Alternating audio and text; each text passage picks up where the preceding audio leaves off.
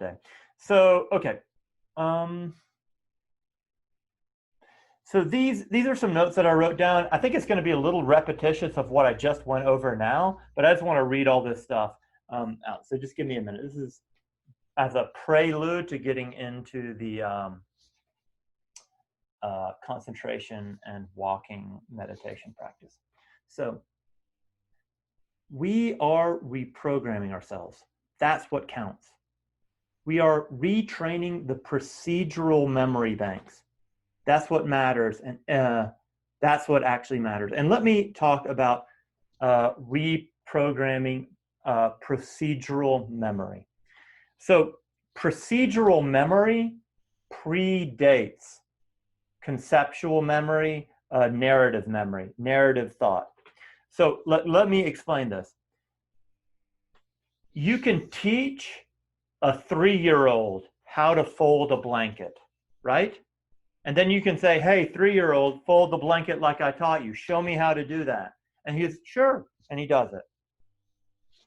That's procedural memory. But if you say to that same 3-year-old, okay, I taught you how to fold the blanket.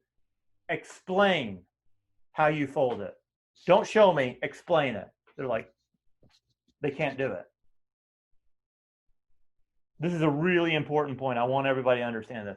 So what we're doing here is, especially through visualization and through the somatic sense, like especially with metta, like you get this somatic sense of bliss and ease, and then you're hearing the mantra, may you be happy, may you be happy. Then you're seeing the image. All that is retraining the procedural level of the mind. That's before the conceptual. Really, really important. Okay. And then it's also the same with Vipassana techniques, although it's a little bit different. All right. Let me also just say this. I think this is an interesting point that helps conceptualize or contextualize the practice and why we're doing it. The core meditative insight is to see how there is sensory experience on one hand, neutral, unconceptualized sensory experience.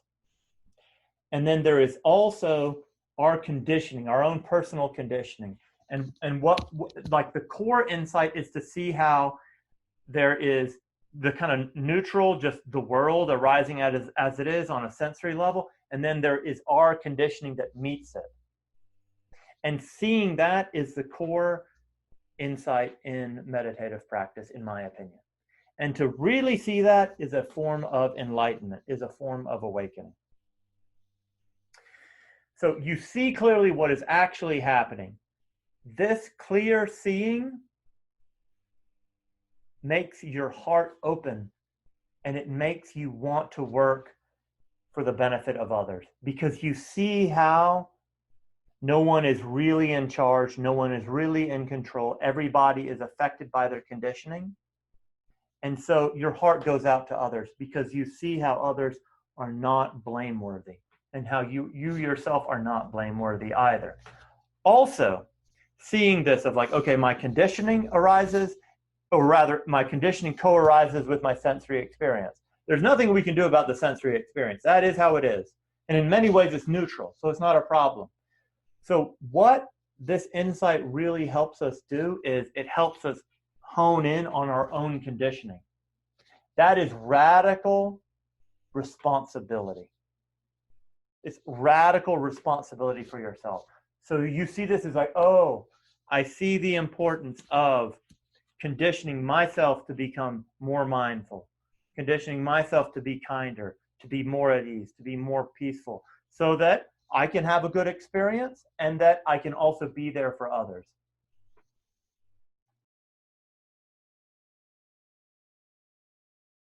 Okay, good. So I just wanted to just mention those notes as to why we practice, because in my opinion, motivation is absolutely central in the practice. Why? Because meditation is hard. It's hard work. Okay, cool. All right, so let me just check in with everybody. Are there any questions coming up so far?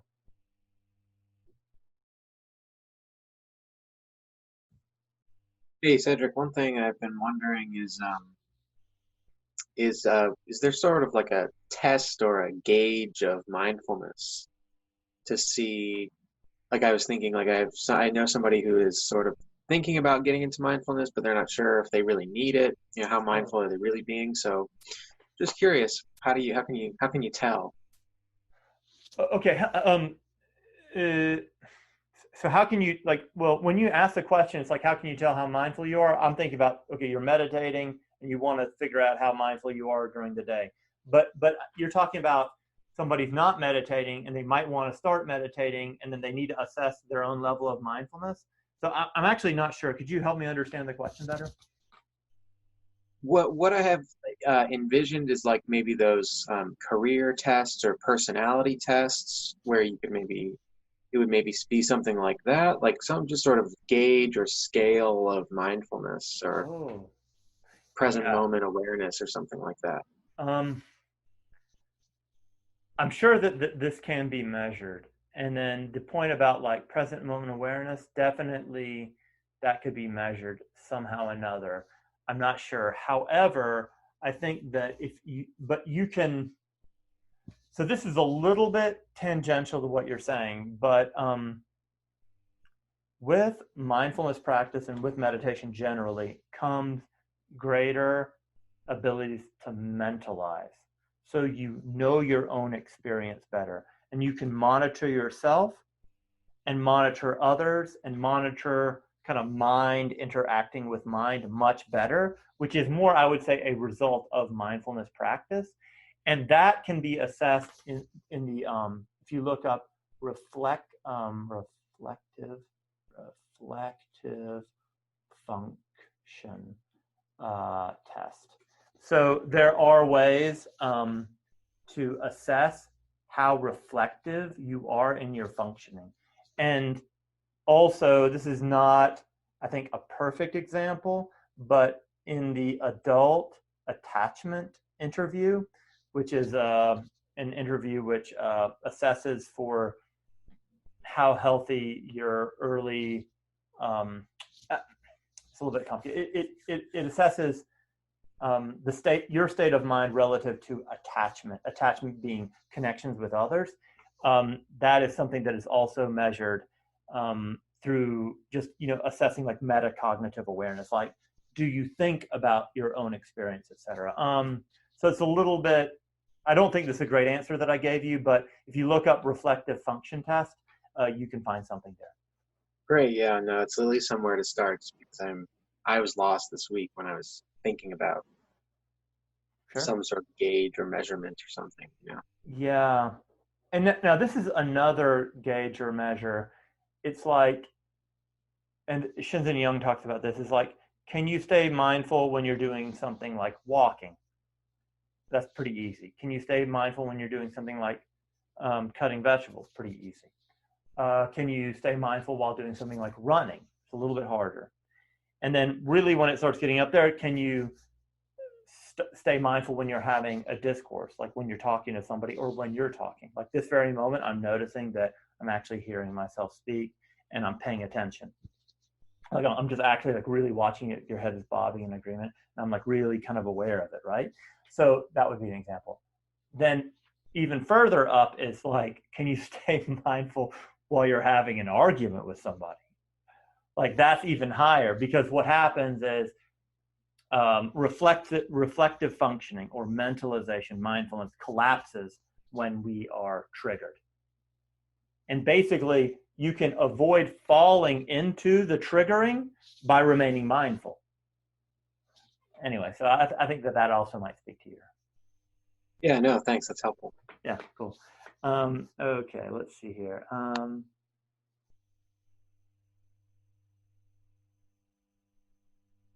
Yeah, also, yeah, it's like, yeah, how often do you find yourself mind wandering? Yeah, sure. I think that's something good that you should look at. Then yeah, Pedro brings up the thing is, isn't that a slippery slope that can lead into I'm more mindful than you competition? I think it can, but it doesn't have to. For example, uh, we shouldn't throw away, body weight scales like a bathroom scale. I mean, because, weighing yourself can be a useful metric. And, Peter Drucker said, what gets measured gets managed. So it's good to measure things, but you don't need to, just because you have a bathroom scale and you weigh yourself, you don't need to it doesn't necessarily mean that you'll shame others for weighing more or weighing less than you. So I think that it's unwholesome to fall into this kind of competition or et cetera. But just because you have a metric doesn't mean you have to fall into competition. That's how I would respond to that, Pedro. Okay, Chris says, the problem, of course, is that as meditation improves awareness, we become increasingly consciousness of our mind wandering. So it often seems like we're backsliding, Dunning-Kruger. Exactly. I completely agree with what you're saying. One of the first major insights that happens when you meditate is, holy shit, I am so distractible. My mind is absolutely cacophonous. So definitely. Yeah, Chris said, yes, Pedro, I want my numbers to improve. I'm more enlightened than you. Yeah, for sure. Okay, good. All right. Okay, so let's keep going. Let's see here. Okay, we're going to talk about breath meditation. So it's a very, very simple practice. And let's actually just go ahead and do the practice for like 2 minutes. And then I'll kind of reiterate and explain it. But it'll land better if you're already sensitized to it because of actually already practicing. So, okay, just straighten up. Push the crown of the head up towards the sky. And then just notice how everything settles in. There's this ease. There's this openness.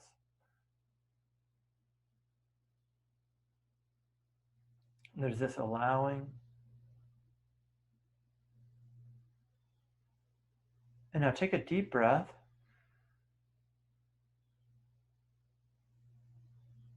And exhale. And we'll do that 2 more times. Inhale deeply. Exhale. Inhale deeply. Okay, good. Now notice the breath. And let's start with noticing it in the whole abdomen. Notice the rising and falling of the abdomen.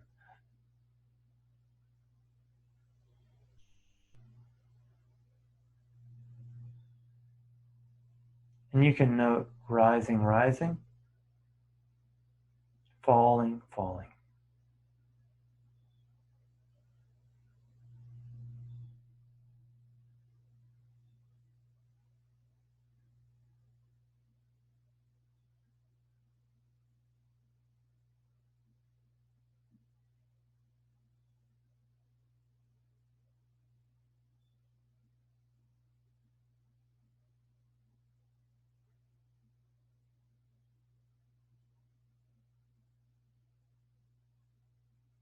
So on the in-breath, just note rising, rising.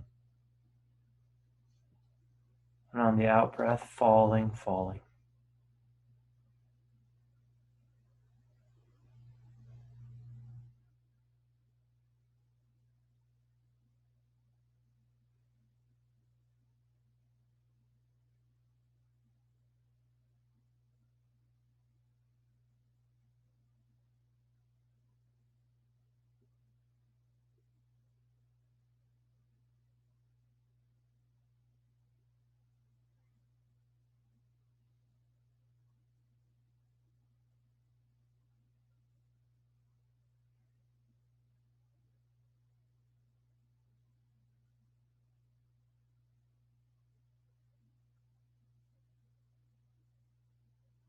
Okay, good. Now we're going to switch techniques. So drop that.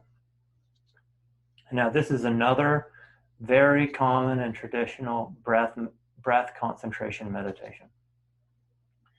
So, okay, bring your attention to breathing at the nostrils. And bring your attention to the actual sensory experience of breathing at the nostrils.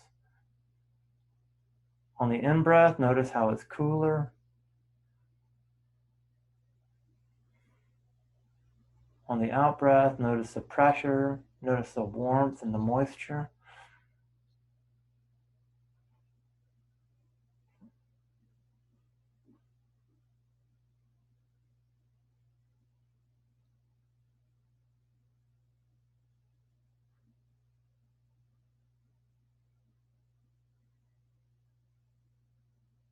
Just keep noticing the sensory experience.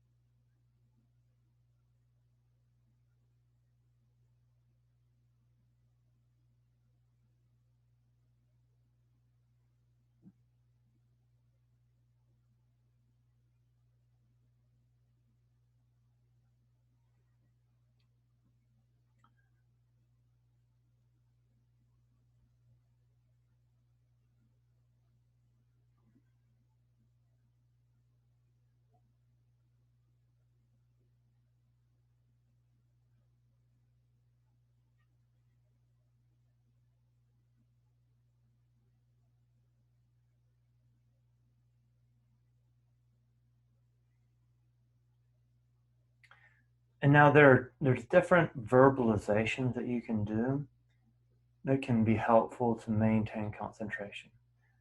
So you can note the in-breath and note the out-breath. So in, out, out, out. And that will work just fine. Or you could even note your sensory experience, like coolness, coolness, pressure and moisture, pressure and moisture, dryness, coolness.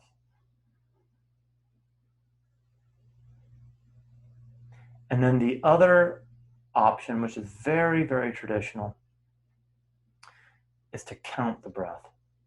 So what you do is you notice the sensory experience on the in-breath, but you don't count. And then you count 1 on the out-breath. So let's do that. So we're going to do the counting technique. And on the out-breath, 1. And on the in-breath,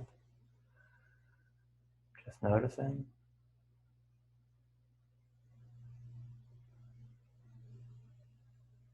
And on the out-breath, 2.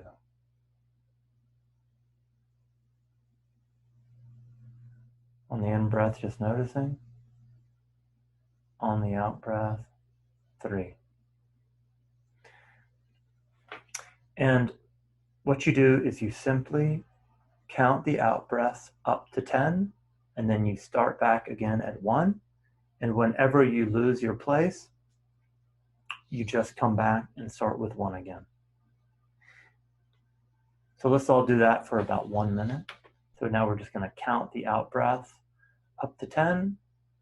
And then if we lose track, we just very sweetly go back to 1, starting over, and just happy to have caught ourselves and happy to be back in the practice, never falling into self-reproach.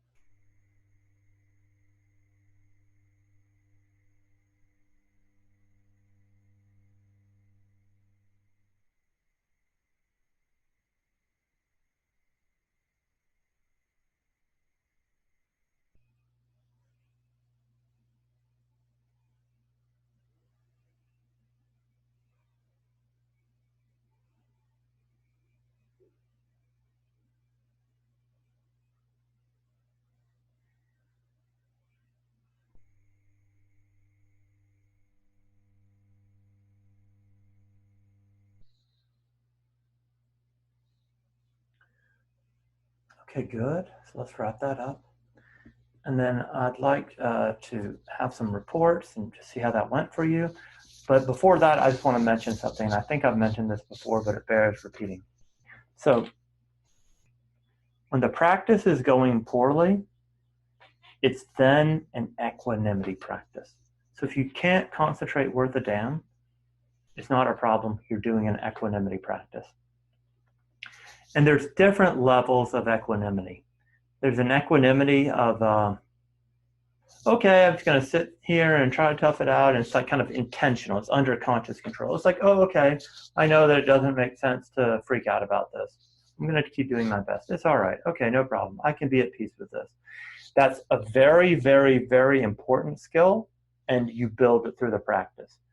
However, more importantly, and this is really, really important, there's another kind of equanimity that develops unconsciously and basically against your desires. So you just sit there and you're like, oh shit, I hate this, I hate this, I hate this. Oh God, I want to get up. I don't want to do this anymore. And this you really work on in meditation retreat. It's like, oh, this sucks. Oh, this sucks. But okay, well, I'm just here, so I may as well just sit with it. Oh, this sucks. And then there's this level of conditioning that happens, and it's at the level of the body and of like the kind of reptile brain. It's that primal of just, you know what? I see that. This is like giving voice to this unconscious level. It's like, I just need to sit here and tough it out because I can't, it's inescapable. I'm just going to surrender to this. And so with just seeing that hour after hour after hour, there is this surrender. There is a surrendering to what is that really kind of reconfigures your whole being. And so I just want to say that that is a very important change that can be brought about. And it happens only when you're not enjoying it, only when you want to get up and do something else. So I just want to reiterate that to everybody. Okay, good. What questions are coming up? How did that go for people?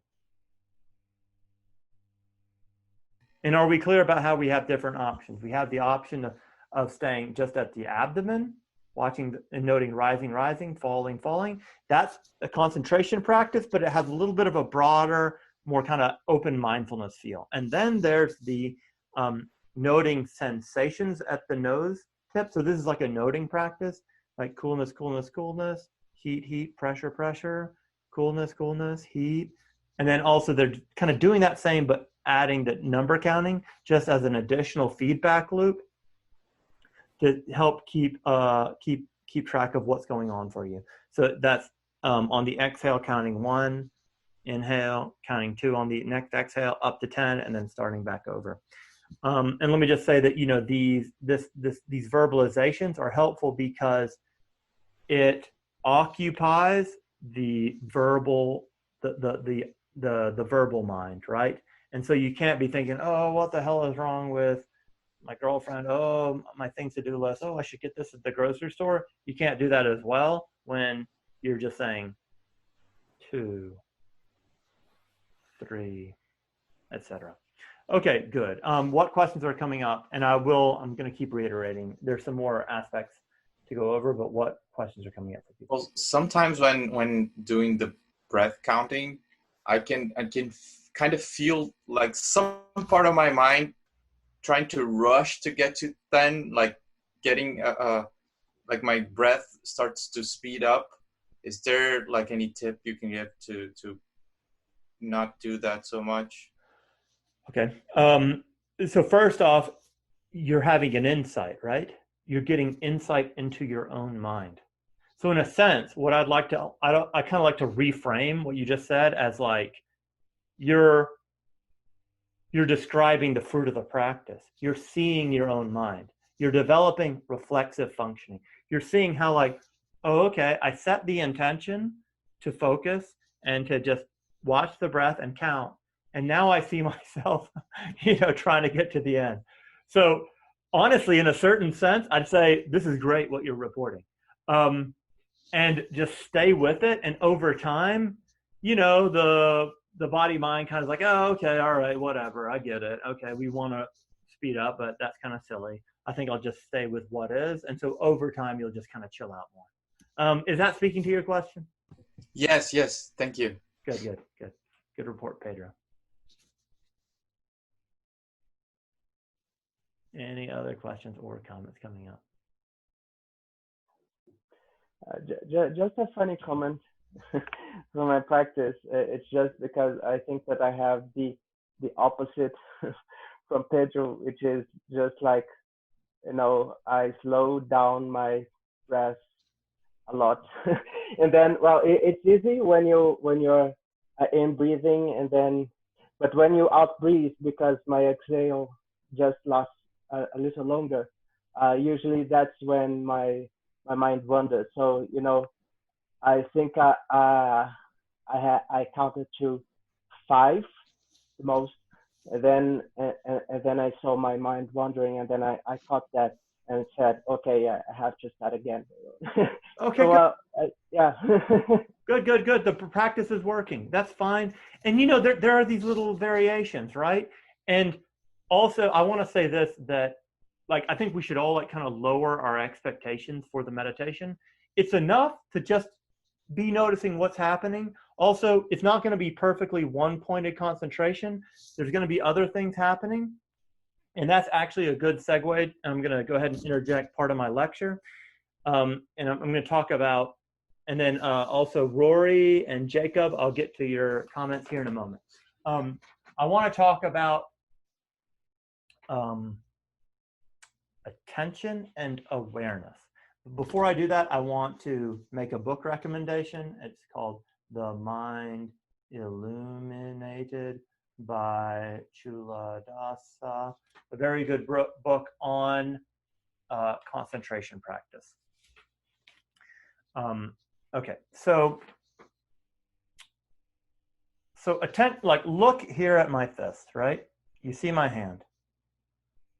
But now look at my fist and also notice everything else going around in your whole environment. So on the computer screen, but also outside of the computer or the phone screen. That quality of the donut, right? Like think of this is the donut hole and this is the donut, right? The donut, that's awareness. So here, like look at my hand, but you still hear that I'm snapping, right? Also look at my hand and notice you have a body. There's sensations in the body. That's also in open awareness. So now it takes a while to figure this out, okay? And we should be patient. But we want to hold the breath or the sensations of the breath in attention, and then everything else in awareness.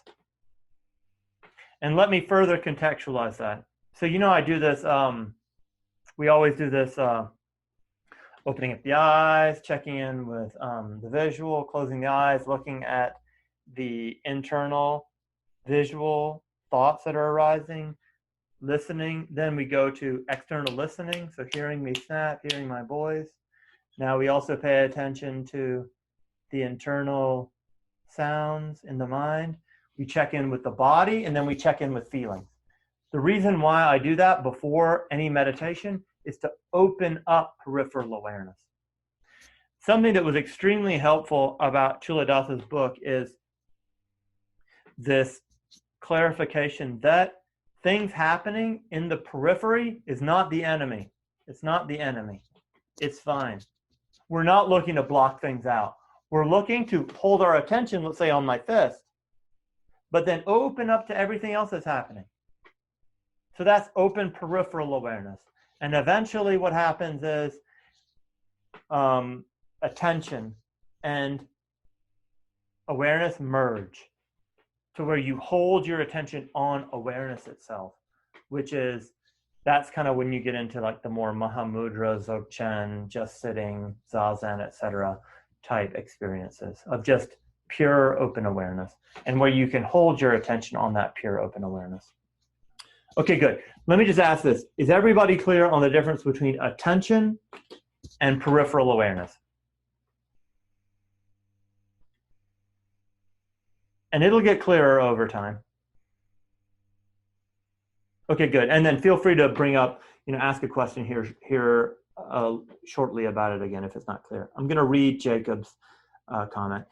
It helped me to say 1, 1,000, 2, 1,000, etc., to 10, or whatever number you filled in. Perfect. Yeah, exactly. It's perfectly fine.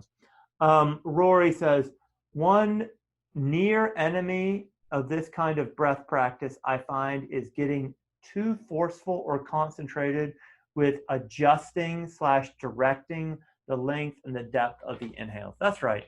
Like, my attitude about meditation is just to kind of come at it, sit down, put your attention on it, and do your best, and see what happens. You need to remember you're not in full control. So look, here I am breathing out long. Oh, look, here I am breathing out short. And just kind of have this open, curious, kind of mindful attention on what's happening. And that's enough. So we don't need to get all neurotic. Oh, it should be this way. Oh, it should be this way. Oh, I'm not doing it right. If you're sitting and you're trying, that's enough. You've passed the test. Good enough. All right. Chris says, I struggled with Chuladasa, but loved his metaphor that meditation was like learning to throw a dart. You can't explain what you're learning or even doing. How your aim is improving completely. This reminds me of Cedric's procedural memory and also the potential benefit of how are you doing measurement feedback. I couldn't understand all the levels in TMI. Yeah, like I find that TMI is a bit too complicated. I'm really not that big. I mean, I like it. It's very good. It really had a huge impact on my practice, but the Mind Illuminated is really complicated. And I found that it overcomplicated my practice, but that was my subjective experience. And it kind of has to do with your personality if you like that much kind of instruction. I don't. But yeah, totally. I agree entirely with what you're saying. Okay, so I'm going to get back to the lecture. So, okay, so we're clear that we have kind of 2 or 3 different options around the breath. We have 2 locations where we can do breath meditation. At the abdomen, and then we note rising, rising, falling, falling. Or at the nostril, at the upper lip. And with the upper lip / nostril, you're going to get a little bit more finely attuned, like finely pointed concentration, which is good as well. Whereas with the abdomen, it's a little bit broader and more open and kind of mindful. And then at the nose tip, you can either note the sensory experience, cold, cold, cold, warm, warm, warm, or whatever, or the counting. Either way works.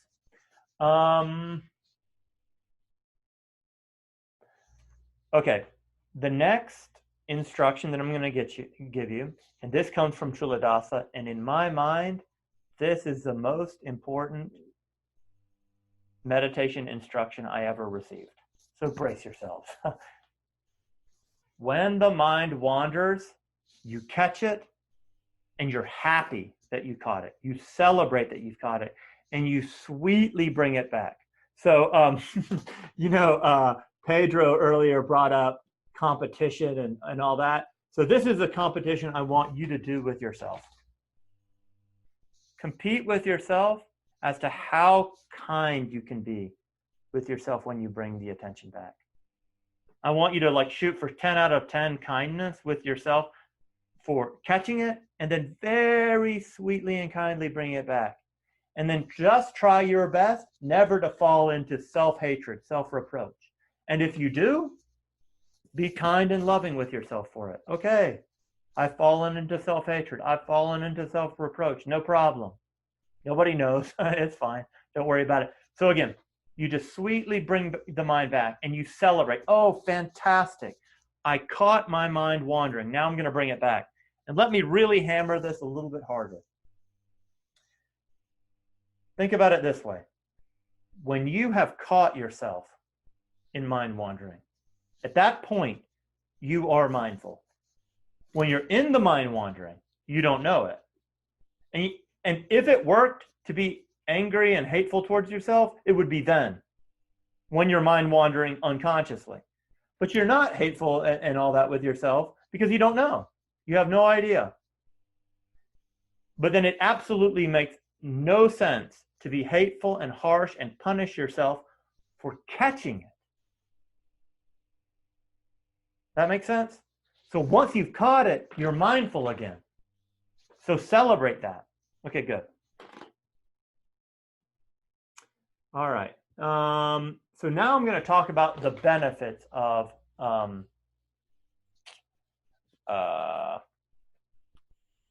concentration practice. So it helps with executive functions. With prefrontal cortex, it helps with the executive functions in the prefrontal cortex. It actually helps you get things done. It helps you follow through and develop concentration and indistractability. The way that Lee Brasington defines concentration is indistractability. So can you hold your attention on something and then not be distracted by other things? This quality of being able to know, am I being attentive? Am I on point? Will help you follow through and get more things done in your life. And that builds conscientiousness, orderliness, and industriousness, which are virtues. Good. This is, I think, a very subtle and interesting point. Concentration practices like these help you mentalize mental states. Now, let me define that. Mentalizing means a kind of, you know what's going on at that present moment. You know, aha, my mind is doing this. Or, oh, okay, this person and I are interacting in such a way. This person, maybe their intentions are such and such. That's also a form of mentalization. But here, the mentalization that I'm emphasizing is the knowledge of your own mental state. So when you do concentration practice, it becomes clearer to you, what is it like to be distracted? What is it like to be concentrated? And think about it, you're not going to get very far in life if you don't even know what your mental states are. Very important to just have a sense for what is my mental state. Like here, let's just check in with ourselves right now. Like, look at your mind. What is your mental state? For me, there's kind of a calm, an excitement, and like a focus and a joy, and an enthusiasm. That's what's coming up for me. So that's an important aspect of mindfulness. Okay, good. So some more benefits. And as I always say, I really like hammering on the benefits. I want you to be convinced of the benefits of meditation.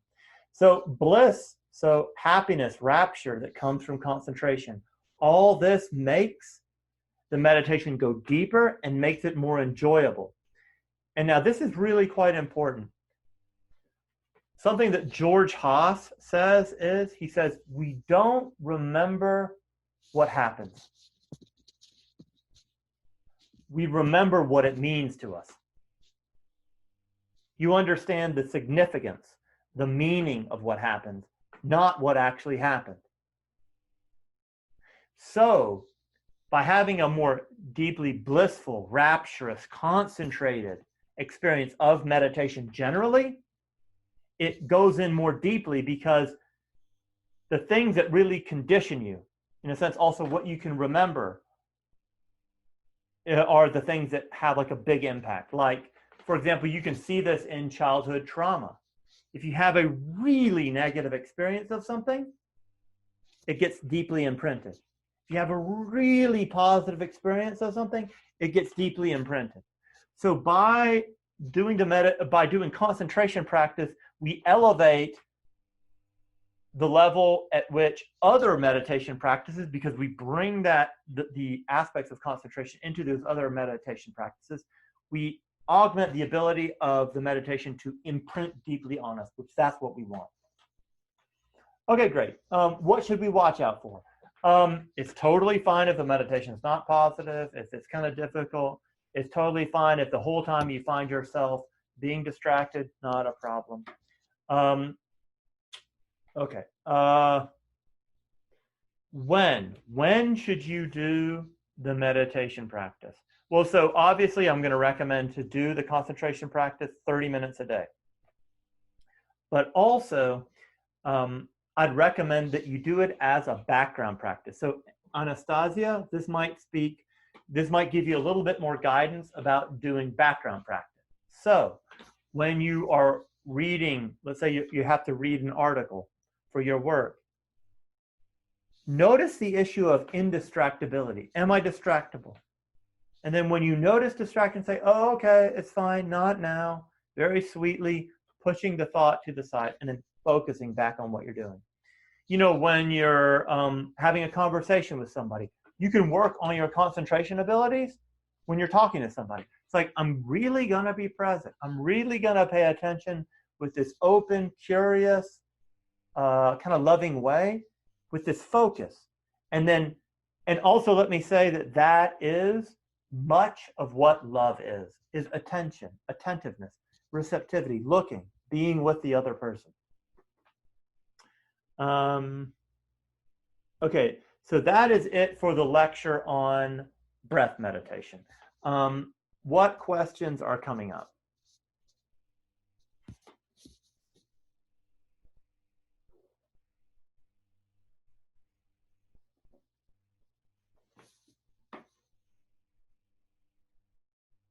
Questions, reports, comments?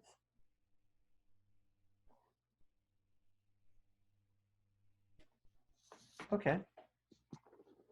Let's assume not. Okay, go ahead. Hi, Cedric, I've got a question. Hey, Hi Adrian, there. good to see you. Good to see you again. So in your own practice, have you have you used the breath to, I think you said about augmenting other meditation, Yeah. and I've heard other teachers talking about how like concentration practice can kind of like potentiate other like say insight or meta practices.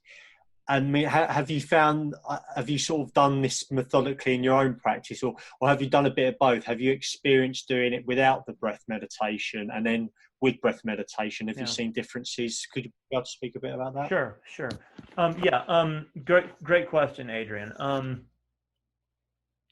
So I've really struggled with concentration, and I definitely had ADHD and still have some lingering symptoms, although they're getting better. Let's see here. When I started with meditation, my concentration was so poor that I really could barely do concentration practices. So I mainly jumped right into Vipassana. And by doing a lot of what's called dry Vipassana, things improved in my life, and then I could do concentration practices better. However, what you're speaking to is what is recommended and is what I recommend. It's a really good, it's generally best to do, let's say if you're going to do a meditation practice for 30 minutes, like doing 10 minutes of concentration practice and then 20 minutes of your Vipassana practice would be a really good combination. And yes, exactly what you said, it does potentiate your Vipassana. It makes you go deeper so that you can be in a little bit of a jhana, like an absorbed state while you're doing the Vipassana practice. And then that kind of makes the insights more readily available, and then also makes them go deeper. Okay. Am I speaking to your question, Adrian? Yeah, that's great. Thank you. Sure. Okay, great. And then, so Chris Hauser says, I found it refreshing that this class did not start with breath meditation, since I was tired of that from so many books, classes, and special retreats. Yeah, sure. And again, I think the most important thing is figuring out what works for you. Like early on, even though concentration practice is generally recommended as the basis of your practice, I couldn't do it earlier on because I was so scattered and had so many difficulties with concentration. So again, what matters is you stay on the horse and you keep going. Okay, Ilana says, I remember you mentioned that you now practice open awareness. Would you say it's okay to do that straight away, or better to train concentration practice first? Well, so for a true beginner meditator, I definitely recommend not doing open awareness. Like you can do, well, I have to define open awareness. So like kind of more objectless open awareness, I would not recommend it. Now, the kind of note everything, see, hear, feel practice, I think is okay as a beginner practice for meditators, for beginner meditators. And that has a kind of open awareness quality of just, note anything and everything. That works. But this like just pure open awareness, I wouldn't recommend it because it takes a while to figure it out. But to be clear, if you've done maybe 300 hours of meditation, at that point, I think most people could try to do open, like a objectless open awareness practice, and it would be fruitful. I hope that I'm speaking to your question, Ilana, or Lana. Okay, Wagner asks, do you think about using the metta and Brahma Viharas as the object of focus and then notice when we get distracted? Okay, so this is a really good point. Metta or the other Brahma Viharas can be used as a concentration practice. I think it's actually a really good way to do concentration practice because you can focus on the state of metta, this quality of metta in the mind, and so you'll have the benefit of the concentration, but you're also getting the benefit of reprogramming the procedural memory banks with kindness and love. So I think it's really skillful to, in a sense, combine the two. So yeah, totally.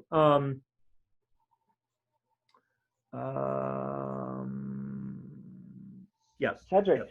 Go ahead. Yeah. Just a question on what you said about ADHD and meditation, because I have a kid which is diagnosed with ADHD. And then, as you know, I sometimes I meditate with him. Usually, meditation. Actually, he's quite good in metta meditation, I see. But for example, I tried to do this hear feel with him, and then I saw that we couldn't do. Couldn't do. So I mean, if you know any practices on concentration meditation that I could do with a kid with ADHD or materials about it, I would appreciate. Sure. Okay. So good question, Arthur. So I think that, this breath meditation would work. Also, honestly, I would actually say stay with the metta and just try to do metta in a more concentrated way where you teach him to notice when am I in metta mind and then when am I falling out of it. And then the other thing that I would actually recommend, and Arthur, I can meet with you one-on-one and explain to you the practice. I would actually recommend the ideal parent figure protocol. Ideal parent figure protocol.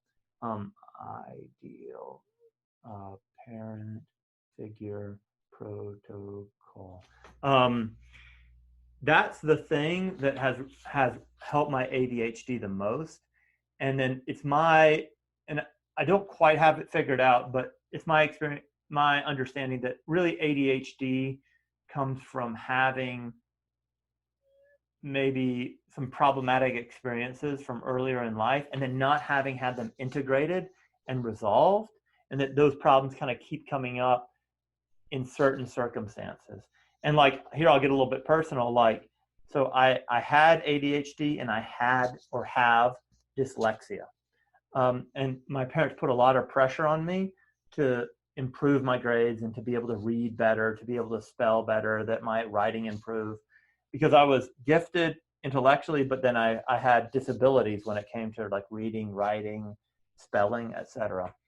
And then, so I felt like in retrospect, now I see that I felt like abandonment and all this pressure to perform and even some rejection, especially around doing administrative tasks.